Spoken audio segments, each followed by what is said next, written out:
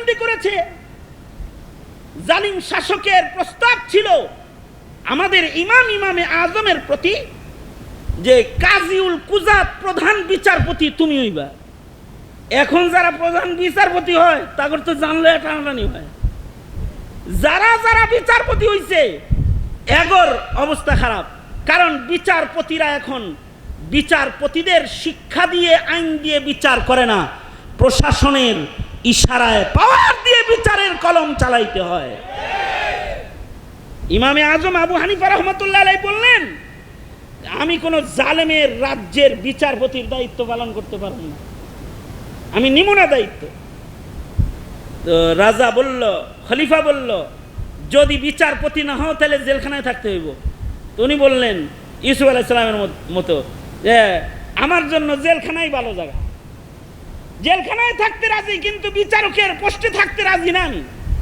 ওনাকে জেলখানায় রাখা হলো। ইমামে আজম আবু হানিফাকে দীর্ঘদিন জেলখানায় রাখা হলো।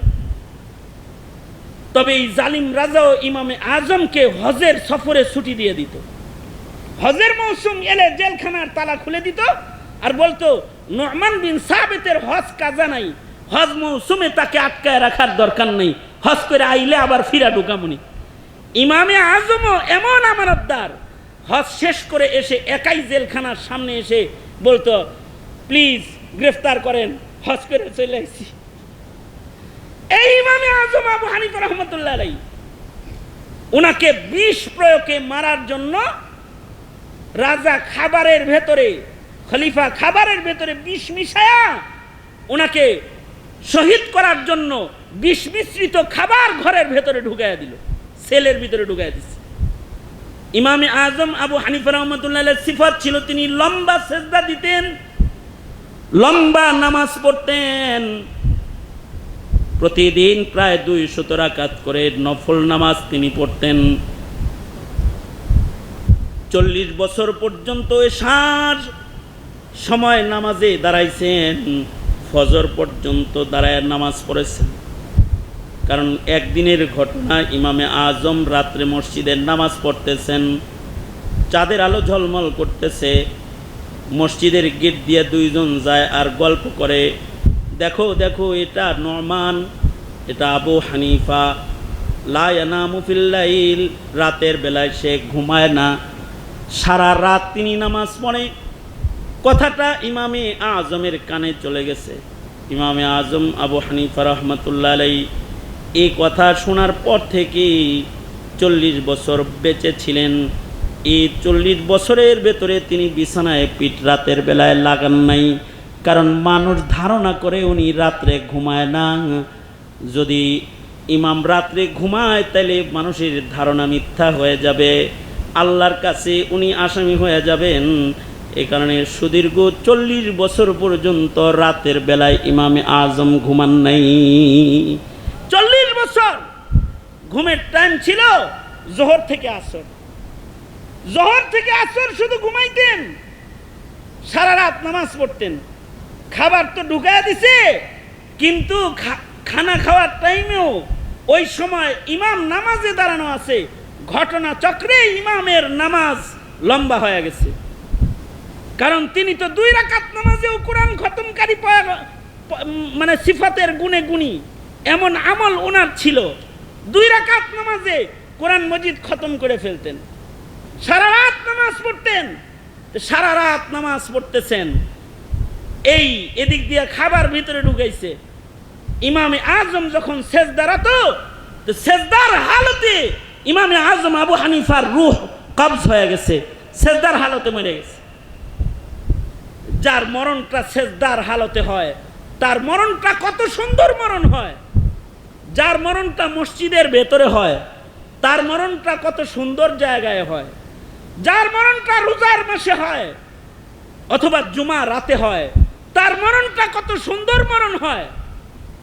এ কারণে এই সুন্দর মরণ আল্লাহ পাকের কাছে চাইতে হয়, সুন্দর জায়গায় মরণ চাইতে হয়, সুন্দর আমলের ভেতরে মরণ চাইতে হয়, মুসলিম হালতে মরণ চাইতে হয়।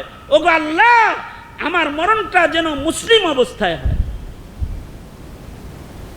মুসলিম অবস্থায় মরণ কামনা কেউ করলে মরণ যেহেতু আচানক আসবে, বলে আসবে না, কয়ে আসবে না, কখন আসবে তা জানি না, তো হায়াতের এক জাররা সময়ের ভেতরেও কোনো ধরনের কোনো গুনাহের কাজ ঢুকানোর কোনো সুযোগ আমাদের জন্য নাই। গুনাহ করার কোনো ইজাজত নাই, কারণ গুনার হালতে যদি মরণ হয়, আল ইতিবার বিল খাওয়াতিম, গুনার হালতে মরণ হইলে গুনাহগার হিসেবে গণ্য হয়ে যাবে।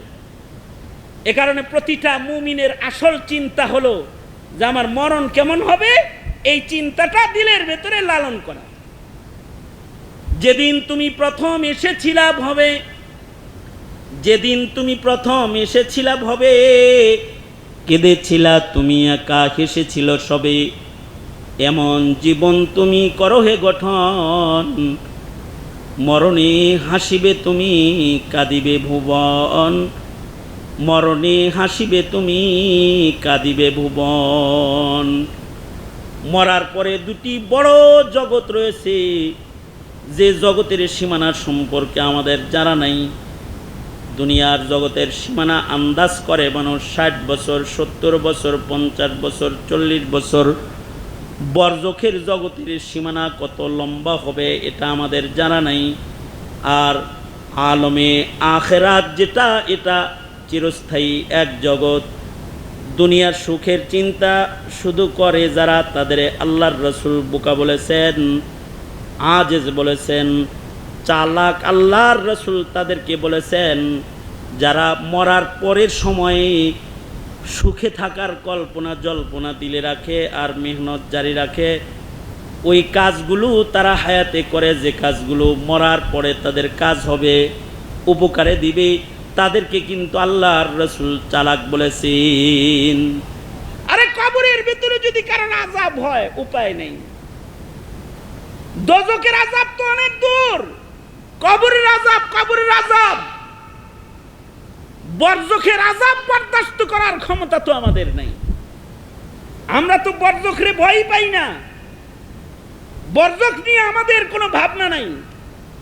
কিন্তু যারা জান্নাতি তাদের ভাবনা ছিল বরজখ নিয়ে। হযরত আমর ইবনুল আস রাদিয়াল্লাহু আনহু কত বড় জলিল কাদের সাহাবী, কিন্তু নিজের ছেলে আব্দুল্লাহ ইবনে আমর ইবনুল আসকে বলে কি, এই সন্তান, আমি মরে গেলে আমাকে কবরে রাইখা সাথে সাথে গুরুস্থান থেকে চলে এসো না, আমাকে দাফন করার পরে কমপক্ষে এতটুকুন সময় আমার কবরের পারে তুমি অবস্থান করে কালিমায়ে তাইয়্যিবার তালকিন করতে থাকবা আর তিলাওয়াতুল কোরআন করতে থাকবা, আমার কাছে থাকবা, যেন হিসাব নিকাশ হওয়ার সময় ফিরিস্তা আসলে আমি ঘাবড়ে না যাই। তুমি আমার নেক সন্তান, তুমি আমার কবরের পারে বসে থাকবা। কতটুকুন বসে থাকবা তাও সীমানা বলে দেয়, আমাকে দাফন করার পরে এতটুকুন সময় তুমি কবরের পারে দাঁড়ায় থাকবা। আব্দুল্লাহ ছেলেরে বলতেছে, ছেলে তো বড় জবরদস্ত ছেলে, এ ছেলে এমন ছেলে যে সারা বছর রোজা রাখত, সারা রাত নামাজ পড়ত। এ ছেলের ব্যাপারে ছেলের বউ বদনাম করে, প্রশংসা করে বদনাম করে, বিয়া করাইছে নতুন নতুন। তা আমর ইবনুল আস নিজের পুত্রবধূকে জিগায়, আমার ছেলেটারে কেমন পাইলা? বউয়ে কয়, এরকম ভালো মানুষ হয় না সারা রাত নামাজ পড়ে আর সারা বছর রোজা রাখে। তার মানে হলো সারাদিন রোজা রাখে, ওরে কাছে পাই না, আর সারা রাত নামাজ পড়ে, ওকে বিছনায় পাই না।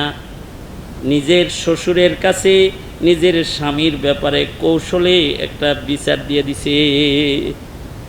আমর ইবনুল আস নবীজিকে যায় বলে, আল্লাহর নবী, তাড়াতাড়ি আপনার ওই যে বাচ্চারে বাঁচান তাড়াতাড়ি, এটা গেল না, কিন্তু এটার বউ থাকবো না, বউ থাকবো না, কারণ এটা সারা রাত নামাজ পড়ে আর সারা বছর রোজা রাখে। আল্লাহর রাসূল সাল্লাল্লাহু আলাইহি সাল্লাম সাথে সাথে নবী আলাইহিস সালাম চলে গেলেন আব্দুল্লাহ ইবনে আমর ইবনুল আসের ঘরে, যা বললেন কি, এই কি হয়েছে, ঠিকঠাক মতো ইবাদত করা তো করি, মানে প্রায় প্রতি রাত্রে কোরআন শরীফ এক খতম করি। এই সাবধান, এত পড়া যাবে না। তাই কতটুকুন পড়বো? 10 পারা পড়ো। না না না না, 10 পারা আমার হবে না, আমার ডেলি রাত্রে খতম লাগবে। না, তুমি ডেলি 1 পারা পড়বা, প্রথম বলছে 40 দিনে খতম করবা। তারপরে কয় ঠিক আছে 10 পারা পড়ো, কয় না তাও হবে না। মানে এক এক রাত্রে 10 পারার বেশি কোরআন শরীফ পড়তে চায় এক এক দিনে, আর প্রতিদিন রোজা রাখতে চায়। এইরকম ইবাদতের জজবাওয়ালা একটা সন্তান, তাহলে বাপেরই বা এই সন্তানের প্রতি কিরকম ধারণা থাকতে পারে? এ কারণে বাপে ছেলেকে বলতেছে, এই আব্দুল্লাহ শোনো শোনো, আমি মরে গেলে আমারে যে দাফন করবা, আমারে যে একা ঘরে রাখবা, আব্দুল্লাহ রে একা ঘরে ফালায় রাইখা জলদি চইলা আইসো না, আমার কবরের একা ঘরে ডর লাগে। তুমি আমার সন্তান হিসাবে দাফন করে আমার কবরের পারে তুমি বৈশা থাকবা, কালিমা পড়বা আর তেলাওয়াত করবা, জিক্র আজকার করবা। কতক্ষণ করবা জানো? একটা উট জবাই কইরা গোশতগুলো কাইটা ভাগ করে দিতে যতটুকুন সময় একটা কষায় লাগে, এতটুকুন লম্বা সময় তুমি আমার কবরের পারে বসে থাকবা, যাতে করে কবরে আগমনকারী ফিরিস্তাদেরকে দেখে আমি যেন ঘাবড়ায় না যাই। আরে ন্যূনতম কবরের আযাব যদি কারোর কবরে হয়, মনে করেন 1 সেকেন্ডের একটা আযাব হইছে, অথবা 1 মিনিট 2 মিনিটের একটা 5 মিনিটের আযাব হইছে, তাতে তার কবরের হালত কি হতে পারে? আব্দুল আজিজ মুহাদ্দিসে দেহলভী রহমাতুল্লাহ আলাইহির আমলে এক লোক মারা গেল। লোকটা ভিক্ষুক ছিল, ভিক্ষা করে খাইতো। একই এলাকায় একজন দানবীর ছিল যে প্রতিদিন তাকে ভিক্ষা দিত। একজন ছিল ভিক্ষুক,